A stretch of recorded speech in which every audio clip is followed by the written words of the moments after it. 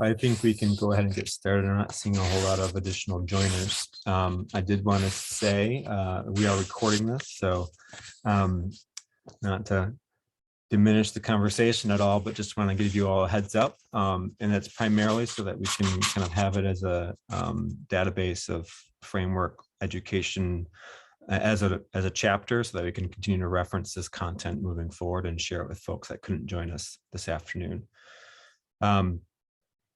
So I just thank you all for joining us. Time is valuable, I feel like now more than ever. And so we appreciate your 90 minutes of your time. And hopefully we'll pack it full of some really good content conversation. We're going to be talking about the design for equitable communities principle within the AIA Framework for Design Excellence. My name is Matthew Van Sweden. For those of you who don't know me, I'm a co-chair of the AIA Grand Rapids Committee on the Environment, along with Andrew Queenan, who's also with us at Pure Architects. We're going to be joined this afternoon by Ashanti Bryan, who's the Director of Earlyhood Childhood Services at IFF. He's going to go into a little bit more deeper what and all who IFF is, but for those of you not aware, at a high level, IFF is a mission-driven lender, developer, and consultant that helps communities thrive.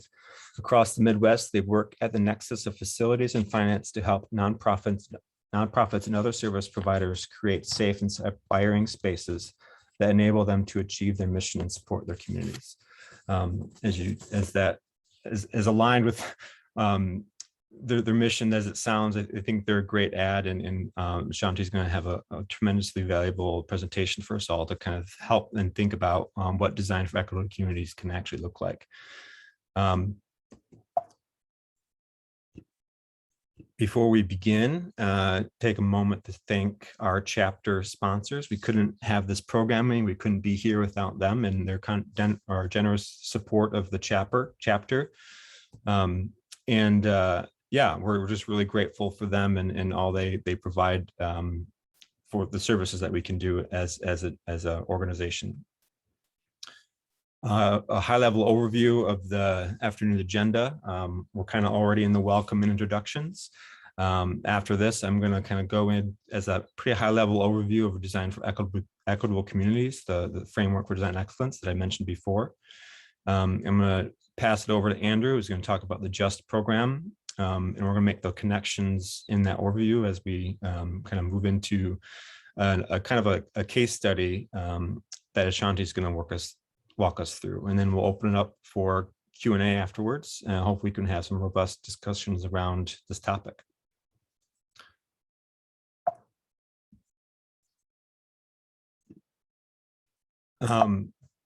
So I kind of always like to lead from a place of vulnerability in this conversation, because it is a loaded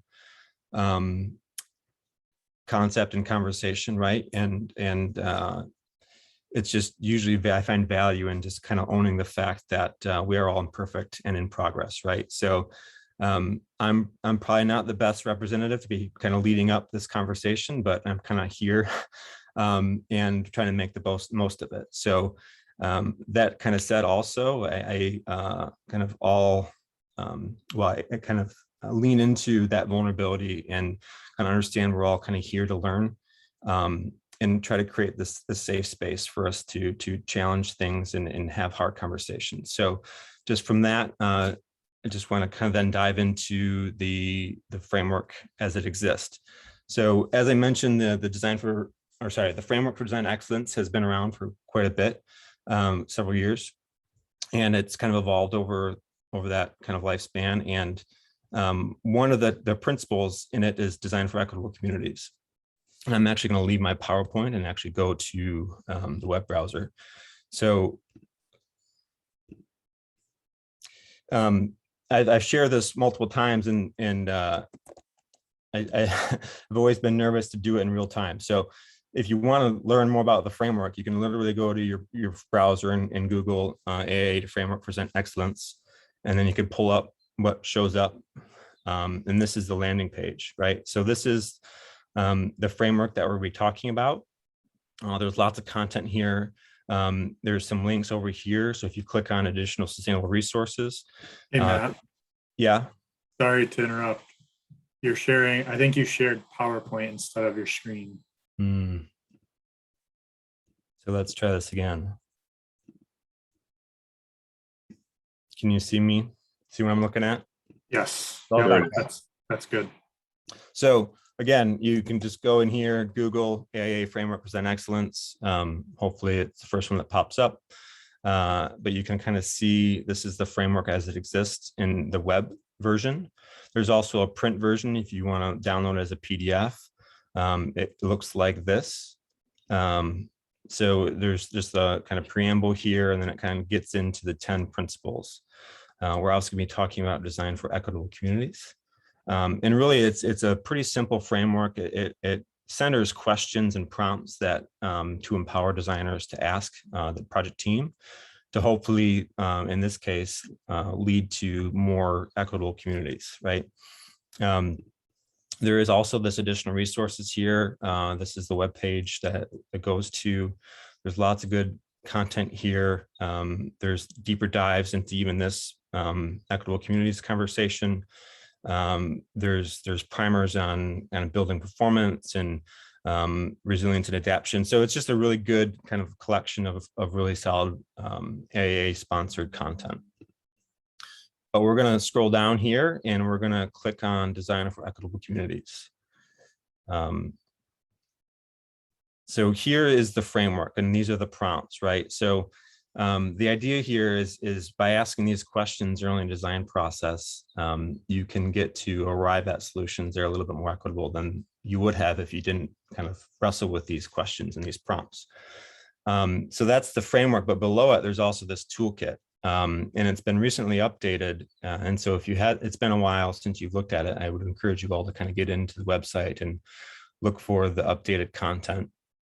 But it's kind of organized by these focus topics. And then there's these tabs here that allow you to navigate to different parts of the framework. So in this design for equitable communities, right, the high impact categories are really just, the idea here is if there's only a few things you can do, make sure you do these, right? Some of them are obvious, right? Try to work to create thriving communities. One of my favorites is plan for robust stakeholder engagement. Facilitate equitable gathering and connecting in the design and beyond within the community itself. And then just make sure we're integrating design thinking, right? So the design team facilitates integration, not siloed thinking. And then you can kind of click across into some best practices. And this is really where the bulk of the content is.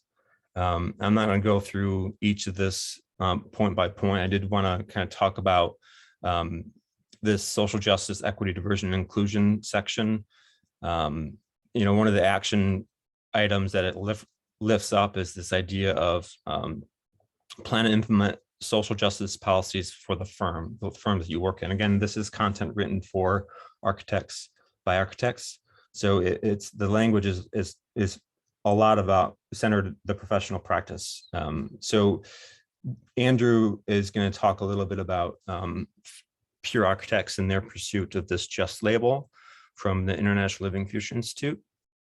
But that's basically a framework that helps teams and firms understand how they can think about this as an organizational practice and how we deliver our work. But other good content in here, thinking about assembling teams that are representative of who the project is for, right? Hell, even asking the question of who the project is for is part of this kind of framework as well. And then it kind of gets into some brass tacks, both from the design process perspective, thinking about how we engage communities in the design space, but then also thinking about how the design solution supports equitable communities. One of my favorites is this idea of connection to community amenities that leverage local resources. When we think about placemaking, I think centering what's available or what's available locally as a resource, both from like material but also talent, and thought leadership is a really important first step. And that's where, I previously mentioned this idea of stakeholder mapping, right? Understanding who will be impacted by these projects and what sort of skills and perspectives they have, and then inviting them as part of the process. Community resilience is a big part of, we're living in an era of multiple crises, right? So not only are we dealing with a global pandemic right now, but we're still wrestling with climate change and all the chaos that it's going to cause on a lot of our ways of life, right? But we're also kind of amidst of a racial reckoning. So how do we kind of live into those multiple crises? And resilience at its foundation is the ability to adapt to change. And when we're so invested or so immersed in these crises, it's fair to say that change is inevitable. So how we build and cultivate resilience is going to be an important point moving forward.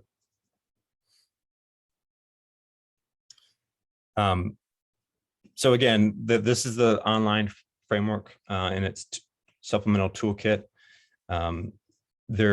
Like I said, there's a lot of content. We talked about high impact resources. There's additional resources here to help think about, this AIA equity guide is again written for firms to help promote equity within the practice, the organization of the firm itself.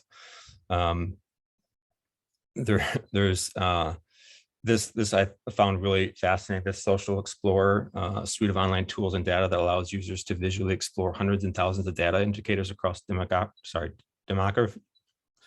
demography, economy, health, religion, crime, and more. So it's just basically a repository of information to help understand local contexts. So I'm going to go back to my PowerPoint here. And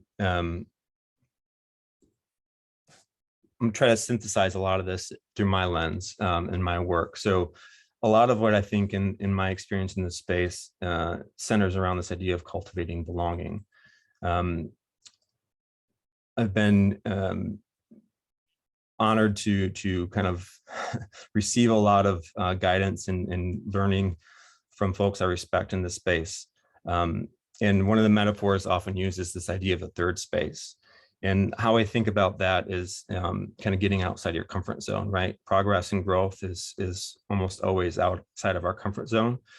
And when dealing with conflict and when dealing with sort of tense and hard issues, it's easy to retract into kind of comfortable spaces. And a lot of this work is trying to like cultivate safety and spaces where more folks can have a sense of belonging to really wrestle with the challenges that are presented in the conversation. So first and foremost, try to work towards cultivating the sense of belonging. And then just ask hard questions. I really like this quote from our own Justin Bean here at the Center for Grand Rapids Center for Community Transformation. He says that communities move in the direction of the questions most persistently asked. So I like to just say, like, what questions are we asking as architects, as designers in this space? What are we asking of our developers? What are we asking of our owners? What are we asking of our peers? And I have three that I like to ask as just a standard practice in a lot of my integrated design work, is defining who this project is for. I think that leads to kind of illuminates who really is defining the objectives, which is the next question that we should be asking ourselves. Who is defining what good looks like in this space? Who's defining the project parameters that we should design to? And lastly, who is missing when we're having these conversations, when we're making decisions? Who's missing from the table? Who's missing from when we're trying to engage input? And that hopefully will lend itself to a kind of stakeholder action plan that can identify and resolve, to be more inclusive and to create a better sense of belonging. So kind of, again, a quick high-level summary of design for equitable communities. There's a lot of resources available on the website, as I went through in the framework. And Andrew is I think now going to share a little bit about Pure Architect's journey through the JUST certification and then talk about the values that it provides. Thanks, Matt.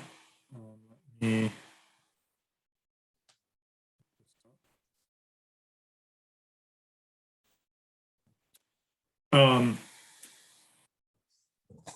So some of this is the title, Equitable Design Through Radical Intentionality, I think, is sort of a response to some questions I've heard on these sessions and in some of the 2030 sessions we're doing locally as well, in terms of how do we, we're all busy, how do we do one more thing? And I think our reply at Pure in that sense is you get to choose. And so like some of Matt's questions he posed, who is this for? Well, you can choose to ask that question or you can choose not to. And I think, or would hope that everybody that's here would choose to ask that question and be very intentional about incorporating many of these principles into their design process. And so I think a question I would add or build upon would be to ask internally as an organization, what if we could do better? And I think that leads us down an interesting path. And whether that question comes after the questions Matt posed or before or way later, or even before there's actually a project, I think it's a good question to start with, because it grounds you in reality and present day, but also gives you an eye towards the future and gives you an opportunity to choose again in terms of being optimistic. I think as we've all experienced over the last 2 years in particular, there's been a resounding realization that we have to do better, whether it's on climate change, social justice, economic inequality. COVID in particular has laid bare a number of deficiencies in our societal systems that have been around for many years. So in terms of, as an organization, what we think or could be a simple accountability step to start with is to pursue the JUST label. So the JUST label is it's essentially a nutrition label of your organization. It's a program put on through the International Living Future Institute that created the Living Building Challenge. And it has these 6 high-level groupings of indicators that you rate yourself on. And the exciting thing about it, more so thinking of it as a nutrition label, another way to put it is it's really about accountability. So for us starting out, it was Zach and I, and we were projecting growth and knew, hey, we're going to need an employee manual at some time. We're going to need a manual of operation of how employees interact with the business. But we also had a very focused mind on the community as well. How do we interact with the community? And so that's essentially how we landed at JUST, because it includes aspects of that. So, the diversity and inclusion, equity, employee health, and employee benefits criteria are really looking internally. I think as I was preparing for this and thinking about it and thinking of tidbits to give people to walk away from, it's pretty easy to just download the manual or like the guide document for what you're looking for, and it sets the criteria. And I'll flip to the website in a minute. In terms of a step in the process, I think a great first step is to just read through the criteria and rank yourself. And I think a lot of you would be pretty pleasantly surprised on a number of these factors where you fall. And you'd probably do really well. I know, just thinking back to other places of employment, in terms of employee benefits, some of the economic equity aspects, it's like, yeah, those tend to be very okay, and do well in this program.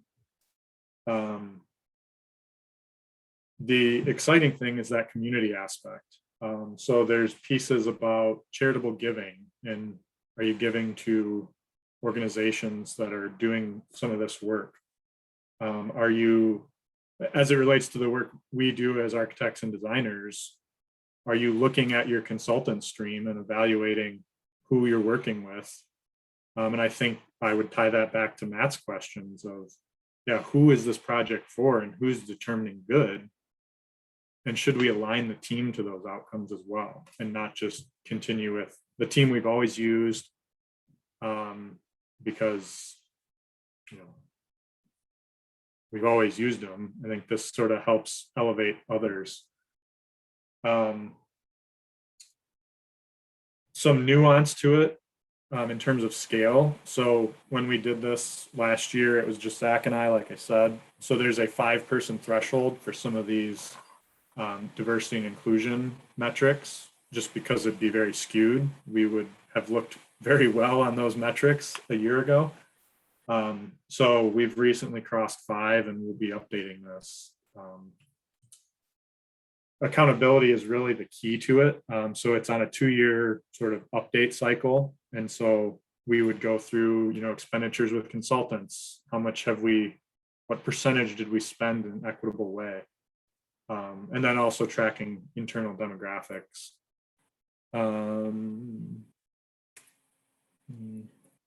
I'll just flip to the, so if you go to livingfuture.org, and under programs, it has the JUST organization. You can view the standard to understand sort of the metrics they're looking for. And yeah, it's a nutrition label for your organization. And I think it leads to some interesting conversations too, if you are part of a larger practice of just, hey, why is this way? And to me, a lot of times the answer tends to be, well, it's how we've always done it. And it's, okay, well, can we do it different? And why can't we? Or, oh, we can, great, let's do it. So that was a good, I think that was my brief overview of JUST. And so I will kick it over to you, Ashanti. Like Matt said, he's the Director of Early Childhood Services at IFF. And excited to hear about your work as well.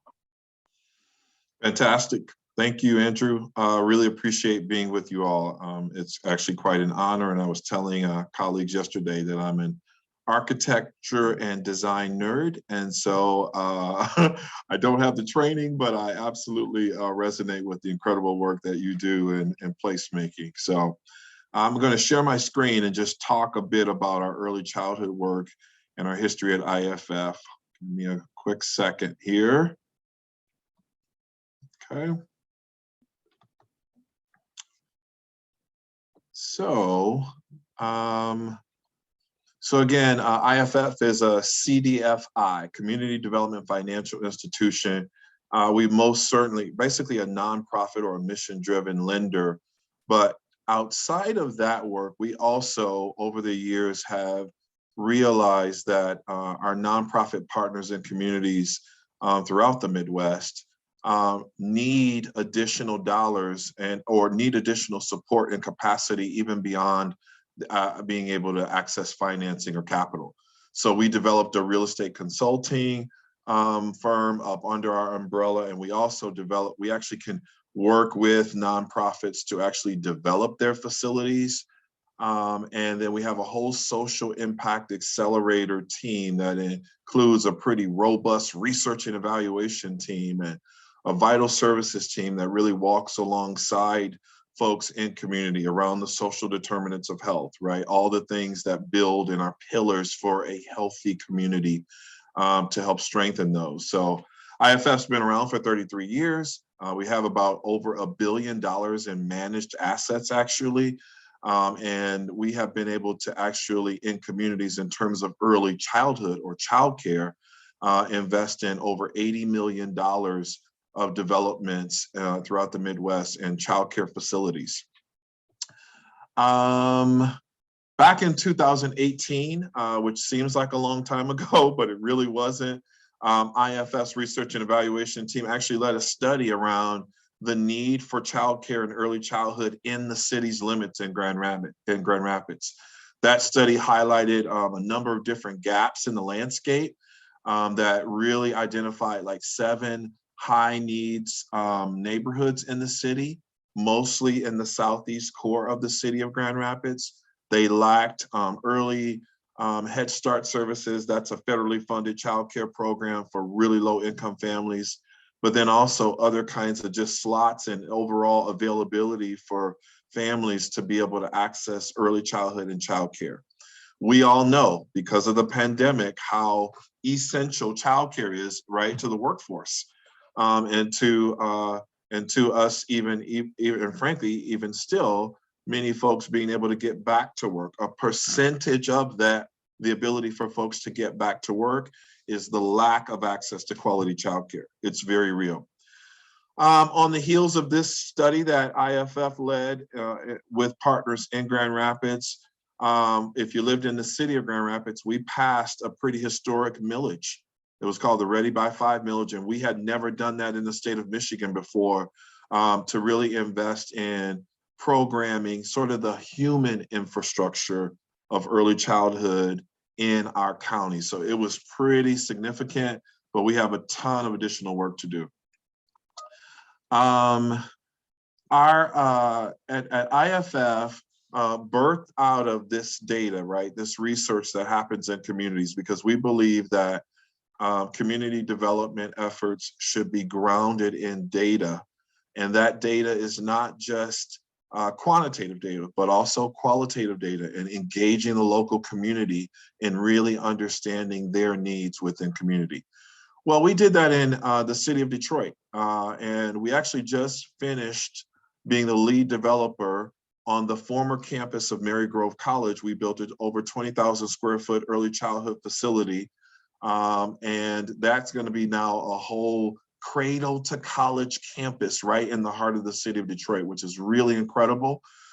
Serving lower to moderate income families, serving families that can pay full private pay rate or full tuition for their children to access a high quality early childhood center in the city, which is just incredible. But we didn't want to just work on and build a brand new large scale center and not acknowledge those childcare providers who had already been in the community for years, serving folks out of churches, out of community center spaces, or even out of their homes as childcare providers. So we invested into a program called Learning Spaces. And Learning Spaces is funded by these foundations that you see on this screen: W.K. Kellogg Foundation, the Kresge Foundation, Ralph C. Wilson Foundation, PNC, Fisher Foundation in Detroit area. And that whole program is around investing in facilities transformations for early childhood providers who are in the community. So home-based and community-based providers who are providing quality care, but quite frankly, are caring for and educating children in substandard facilities and environments. High quality providers, educating kids, caring for babies, et cetera, in facilities that have leaky water, mold issues, don't have access to quality, natural light, in some cases compromised air quality, et cetera, et cetera, et cetera. That's what Learning Spaces is investing in quality providers, because in childcare, in the world of childcare, you may or may not know this, the state of Michigan specifically has a quality rating system for childcare providers. So we have quality providers, but many of them are operating in less than quality spaces where they're caring for young children. So Learning Spaces actually, after 2018's data, we determined in the city of Grand Rapids that on the southeast side of Grand Rapids, we had a significant lack of access to quality early childhood and childcare for families. And that happens to be in our city's context, the historic epicenter of the African American community historically, but also the side of town that has the most pockets of family who are living below the poverty line. And so we launched into a program called Learning Spaces, again, It started in Detroit, but we brought it down the road west to Grand Rapids, Michigan. Works with quality providers. We've now invested almost $4 million in transforming facilities of these quality childcare providers in lower income communities, most of them women of color childcare business owners. We've been able to increase the number of even quality slots, because in some cases with a facilities transformation, they can actually serve more children, which is powerful, right? In positioning those children for kindergarten and also serving their families so their parents can go to work. Fantastic story there. And then what we do is with those providers, we actually lead them, folks, through a number of leadership sessions where they learn about transformational leadership, quality business practices as a childcare provider, but then we lean in on components of high quality early childhood design, because there are actually best practices in early childhood facilities design. And so we work with those childcare providers to understand those best practices and those elements. And we lead them through things that talk about, temperature and air quality. The use of colors in a childcare environment is important because it affects focus and participation, right? Daylight and access to natural light. Noise levels in a childcare facility is absolutely important when you're talking about designing and or building, developing, renovating those facilities. The use of ventilation. We have learned, as you all know very well, so important that we have appropriate ventilation controls that reduce illness, and in a childcare facility reduces odor, which actually impacts, the caregivers and the children who are learning and being cared for in those environments. And then all of the lessons that we're learning about, and we have known for a long time, particularly in our area, but others in even urban areas are learning about how we maximize the outdoors, right? For learning, but also for the care of children. And so those are really important components that really lead to overall facilities quality for these childcare providers, many of them in lower to moderate income communities who haven't traditionally had the access to capital financing or resources to have their facility quality be aligned with their programmatic quality. Some of them are doing transformational work, again, in subpar facilities. This is just a slide that just talks about our impact again, over $4 million. We've been able to touch the lives of over 3,000 children, and this is mostly in Detroit, but now in Grand Rapids, Michigan, Southeast Grand Rapids for now. And we are continuing in that work and continuing and desiring to make more impact. I just also think it's just important that we also keep in mind that we're talking about actual human beings and communities. And this is an actual childcare center in Detroit, Michigan. The woman back in the background snapping pictures with her camera is Zena Davis. And she was able to transform her childcare facility based on those best practices. And these kids are now are being educated and cared for in an environment that is like a second home to them. It is healthy, it is it's inspiring, it is safe, and it's helping to contribute to really the resilience story of Detroiters around the education of its children, but just the overall strengthening of the broader Detroit community. And we're here in Grand Rapids now doing the same work on the Southeast side. So we are excited that we've been able to partner with Pure Architects, Zach and Andrew and team. We actually contracted with Pure Architects around this learning spaces work. We're working with 7 providers in Southeast Grand Rapids right now. We go into their homes. These are home-based providers. Some of them are actually going to be expanding their ability to care for and educate and more children in Southeast Grand Rapids. 3 of them are non-English speaking. 3 of them are African-American in Southeast Grand Rapids, and serving a diverse population of kids and families. And but Pure Architects walked alongside us and helping us, or going in and helping to understand and assessing the facilities quality of these childcare providers in Southeast GR, and then helping to scope and design and scope some transformations to their facilities so that they have, again, a more healthy, safe, inspiring facility for children, but that they themselves also deepen their own capacity and understanding around the importance of the facility, the design, the environment in their care of children. It's incredible, incredible stuff. It's the stuff you guys do every day, but it's incredible, incredible work. And it's different for us who have lived in some of the lower income communities because they have never seen this kind of investment, right? They don't come with facilities expertise and design, et cetera. They're just doing everything that they can to care for children, but we're wanting to make sure that it's done in the right kind of place and space. So that's what Learning Spaces is. And just really, again, another powerful story of partnership. We're really thankful for architects like Pure Architects, Andrew and Zach and team, for joining us in this effort. And we're going to be supporting more childcare providers in Grand Rapids even next year, probably another 4 to 5 projects. And we're having conversations with local funders, childcare funders, not only around investing in childcare generally, but even investing in the actual facilities so that we can continue to be one partner in strengthening community. So thank you for letting me move, hopefully rapid fire, through that presentation around Learning Spaces and our partnership with with your colleagues, local architects who are leaning in and really wanting to get it and get it right while supporting the building of place and community. Great, thanks, Shanti.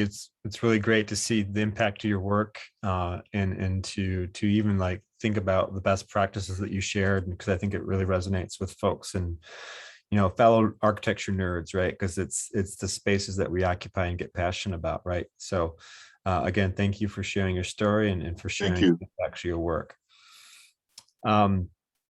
The next session is really just an open dialogue. So those in the room still are free to ask questions of anything that we presented today.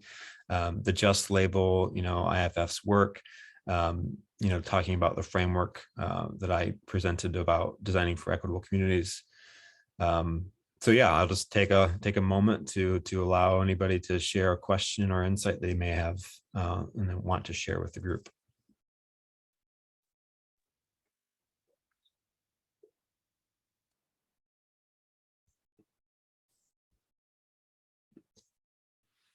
Shy group. I got a quick question. Well, I got a couple questions. So thank you so much for presenting. This was really awesome. It makes me want to go out and design a new childcare facility. Unfortunately, we don't do that work. Come on, man. Come on over. We're gonna start submitting RFPs for it for sure. Fantastic. No, I mean, as like a young architect, I feel like it's something that we, even through school, has become like a larger piece of what we do as a designing for equitable communities. But coming into the profession, maybe the same progress and the same ideals are not necessarily there. So as a young emerging professional, and this is kind of a question for everybody, how do you get your firm started? How do you get people on board to design for equitable communities, both from the firm and project?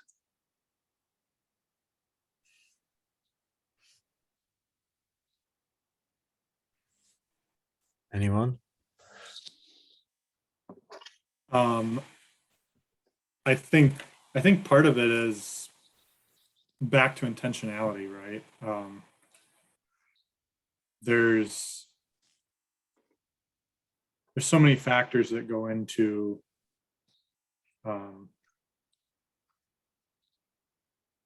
in a very blunt way, taking on a client, right? I think for us early on, we when we launched Pure, if the phone rang and we were being asked to do the job, we were doing it. But I think in that early process, we'd always be very intentional about asking some key questions around the project and the process by which we would make decisions. And I think that intentionality helped us build the skills needed that when someone like Ashanti calls with the projects he mentioned that we partnered with them on, it's like, okay, we've tested the waters, or we've built the skill that maybe is lacking in architectural education. You know, from an architectural education standpoint, it's, hey, here's a program, go design this building that has no budget and no constraints other than we might tell you where it goes, but you're not interacting with a client. You're not really, it's an art project. And in one part, it pains me to say that because I also went through the process and it's a critique of the system, right? But it's also a reality. And I think that's what we have to think about is coming out of school now, we're designing for people in the world. And we can, again, it's like in the lack of words, it's like I can give the people what they want exactly. Or I can push back a little and say, you know, you said this is what you want, but have you thought about this? And so I think some of it, in terms of, to part of your question of as a young practitioner, it's just start asking those questions and hone those skills to the point where it becomes second nature. And I think that ultimately helps lead to establishing yourself and your firm with some, you know, it sort of makes waves in the community. And then when, again, someone like Ashanti and the work they do at IFF hears about that, it's like, well, yeah, we want people that are going to care about this and try to make it better and bring those perspectives. Not just, oh, you want to improve this space and you have an idea to do it this way. Okay, great. It's like, no, we have expertise, and not to say that, not trying to imply that architects are saviors or anything like that, but it's just, we have a creative approach to a process, generally as architects. And I think that's what, I'm biased, obviously, but I think that's more of what the world needs, is just some creative problem solving. And that is at the core of what we are trained to do. Ashanti, can I ask you a question about that? It's parallel to that question, like. Absolutely, yeah. And I want to offer a little bit of counsel for Sean too. Yeah. Yeah, I was just curious, like how you arrived at asking Pure to help you in this space. You know, of all the firms to work with in the region, like why Pure? Yeah, so I really appreciate that. One of the things that I saw about Pure, so I sort of knew Zach, you know, just from previous relationships, working in community and community development. So one of my quick counsels to you, Sean, and others on the call is, you know, if you're interested in doing this work and building up, in particular communities, through more of a social justice lens and strengthening communities, community development financial institutions are not super common in the greater Grand Rapids, West Michigan area, but in some, like in Detroit and some of the larger cities for sure. Those are great places to connect with folks who are investing in the work of community building. And so, I mean, my introduction to IFF, I've been now director of early childhood for 2 years, but this is a whole new world of community development, even for me, having been a longtime school leader in the K through 12 space in the greater Grand Rapids area. So I would say those kinds of folks who are working on community development in those kinds of places might be great places where you'd find the resonance. But Pure, they actually, you know, even in, you know, the descriptor of their work, in terms of their mission and vision, et cetera, on their website, right? It was like, okay, we're looking for partners with a particular commitment. And there are I have all kinds of architectural friends, right, in the greater Grand Rapids, West Michigan area. But Pure had this articulation that I thought would be a perfect fit for this work, working in these lower income communities in Southeast GR with childcare providers, that it just landed well, and the stars aligned, and we ended up being great partners or so. So I think the willingness to even articulate, like how you articulate who you are and what your beliefs are as an architect or as an architectural firm is really important. And you can play that, right, to different audiences, right, because you got to make money, right, and meet your bottom lines. But that was super important to us, the articulation and alignment around values and investing in placemaking in specific communities, et cetera, that there was resonance there. And then we explored it and we saw that it was authentic with Andrew and Zach and their team. That's a great answer. You know, I, for my part, Sean, I engage this conversation with a lot of firms just through the work that I do. And I noticed there's a lot of resistance from being explicit around the intention. In a large part, I think just because they're uncomfortable with naming the disparities. And so when I was thinking about this and listening to Andrew and Ashanti, that's funny. Sorry, what was funny is Sean was entering the, so I don't know how much of our responses he heard, but Sean, if you got kicked out, we have a recording and we're happy to share it later. Exactly. Goodness, it's the virtual world, right? We don't really know who's there.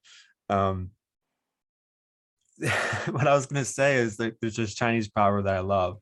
The greatest time to plant a tree was 20 years ago. The next greatest time is now, right? Showing up is in my world, like, I think step one, and that's the most uncomfortable thing. It was the hardest for my personal journey to step into those uncomfortable spaces, to be vulnerable, to like potentially get like, hey, you're this white dude in this space that you ought not be. You know what I mean? That was my lens. That's not really what happened, right? There was welcoming and like just embracing and really positive, welcoming energies in those spaces. But just taking that first step is always the hardest, right? So for what it's worth, it's just like my main takeaway is just get started, you know, just take those steps. There's lots of reasons why not to, but there's lots more reasons to, and as Andrew said, to be better. You know, I think that's the call to the profession is we just need to be better.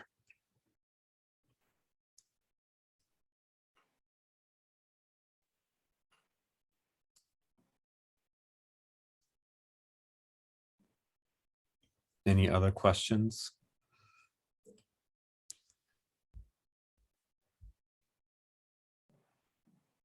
Because I have one. I have a question. Like, and this is just an open-ended question. Anybody can step in. Like, we all have our different. We're all on a journey, right? We all have different starts and destinations, and we have different pasts. Our presents are all different, right? How we're currently experiencing the world right now is different. Kind of to Sean's point or question too, is like, I think the consensus is, yeah, we need to change.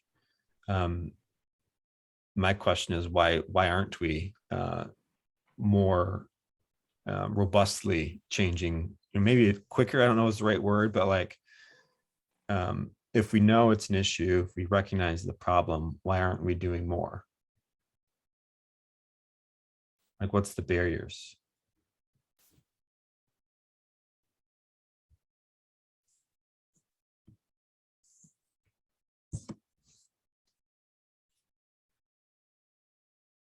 I mean, even thinking about the question, right? In my head, it's like, there's a couple answers I can give on a scale of like fear. I can critique someone or something, but it's this fear of like, well, what are the ramifications of that critique? And I will lean into my fear and not make the critique, but I think the commentary would be that I think that's part of it is, I mean, I think it comes full circle to the graphic you shared of your comfort zone and being outside of it in progress. That's an unknown thing. What if, and the metaphor or meme or wherever you see it these days comes to mind, what if we don't do this? Or what if we do this and it fails? Well, what if we don't? Haven't we still failed? Sort of becomes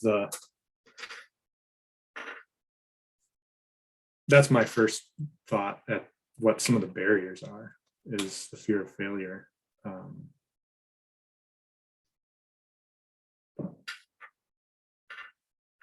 love to hear from others. Yeah, I mean, I think you're right. It stems from like comfort, essentially. Not having to change is comfortable and easy, and having to change is usually difficult. There's growing pains. You have to step outside your comfort level, and so we all, I think, know maybe what the right path is, but taking that path is sometimes difficult.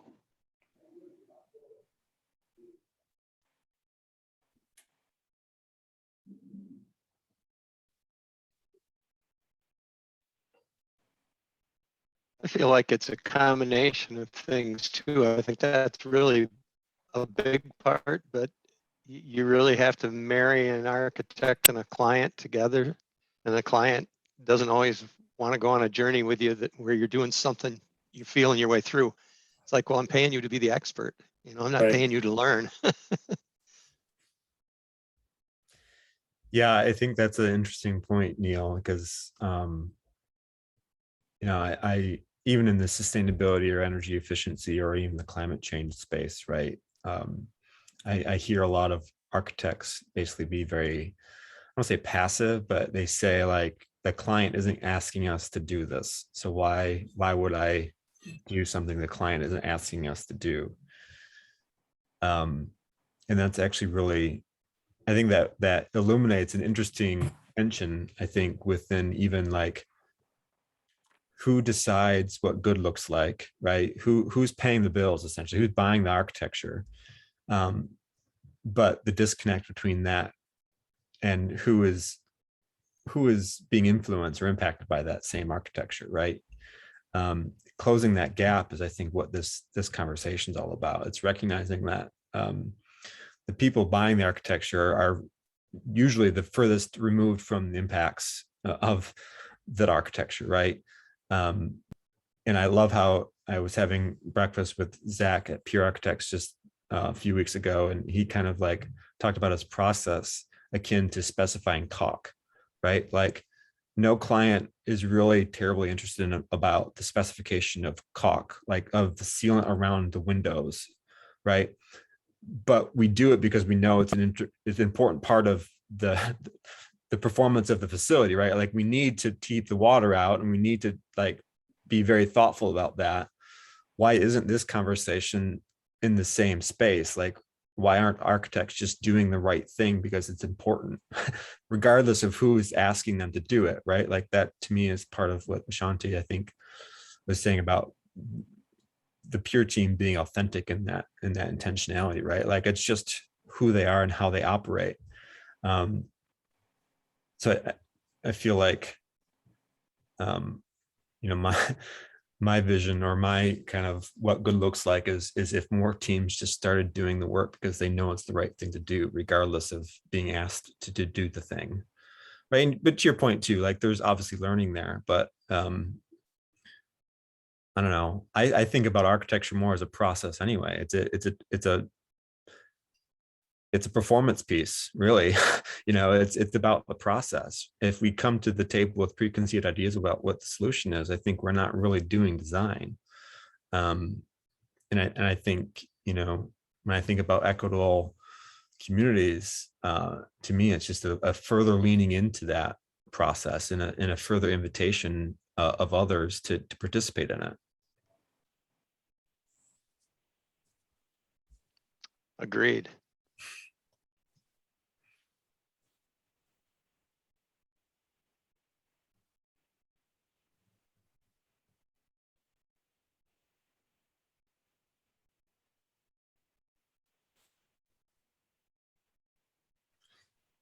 Any other questions or comments?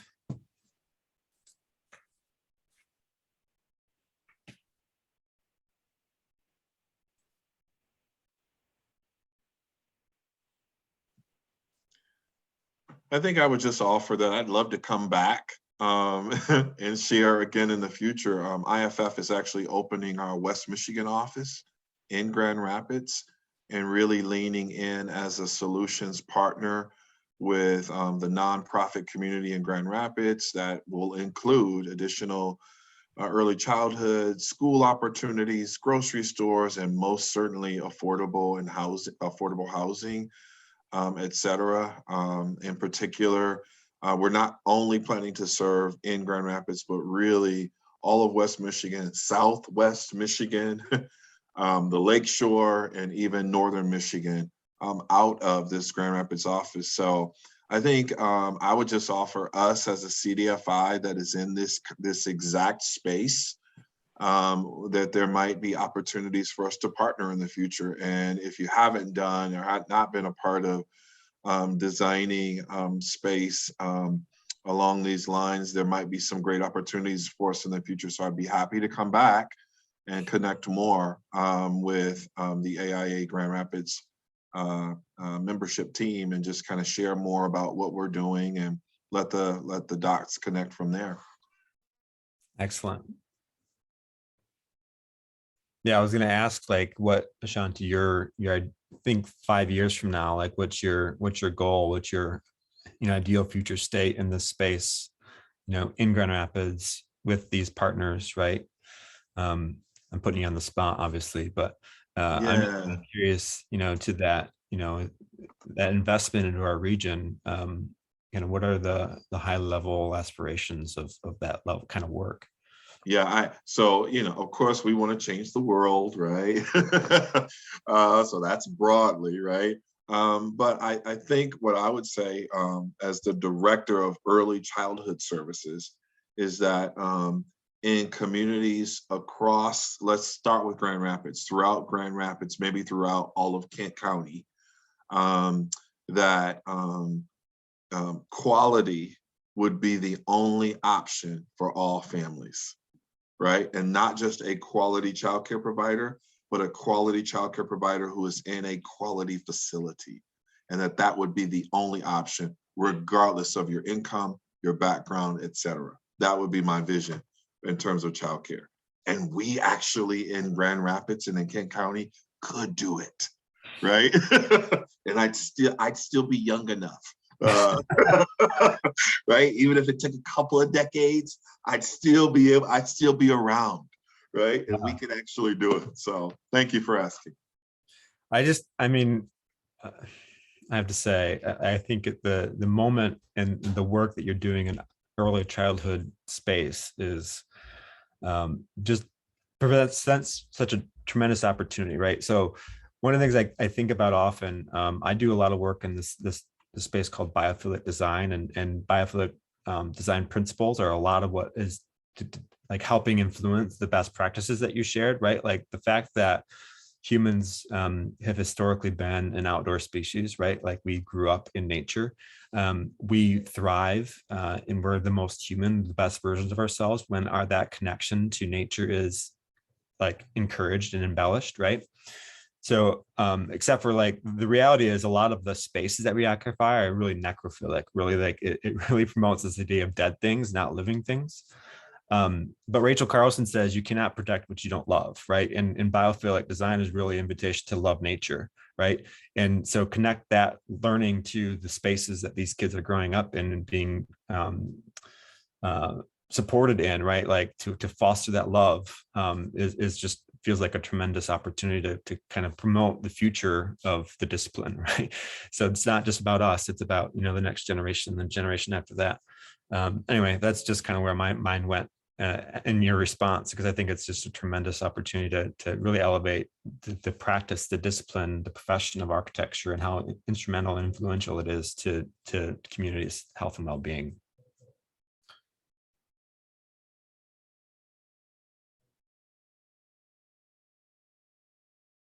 Well, the program is going to 5. We certainly don't want to hang around until then. We can give you all a half hour or so back of your day. If there aren't any additional last kind of questions or insights anybody wants to share, we can say our goodbyes. And the next program for AIA Grand Rapids Community and Environment is going to be in a couple weeks. I'm embarrassed to say I don't know off the top of my head what it is. I think it's renewable energy, isn't it? Yes, Sean, you're going to be talking about design for energy.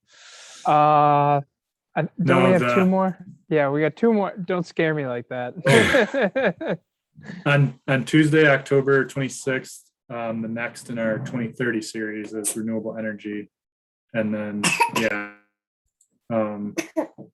November 4th, right? That's when you're going to be talking about design for energy, Sean? Correct. Yep. Yeah. Sorry. Now that we got No, that you're good. straight away. Yeah, programming up coming up the next couple weeks. The rest of the year is really going to kind of be a 2-week cadence from the framework for design excellence perspective. Every couple of weeks, we're going to have another conversation like this. So stay tuned for that. And the committee as a whole is going to be meeting and thinking and brainstorming about 2020 programming. So if you're interested in kind of leaning into more of this space and helping bring educational content to our membership, please feel free to reach out to Andrew or myself, and we'll happy to get you engaged. Other than that, I think this concludes our programming for this evening. Thanks, everybody. Thanks, everyone. Thank you so much. Okay. Thanks, guys. Bye. thank you.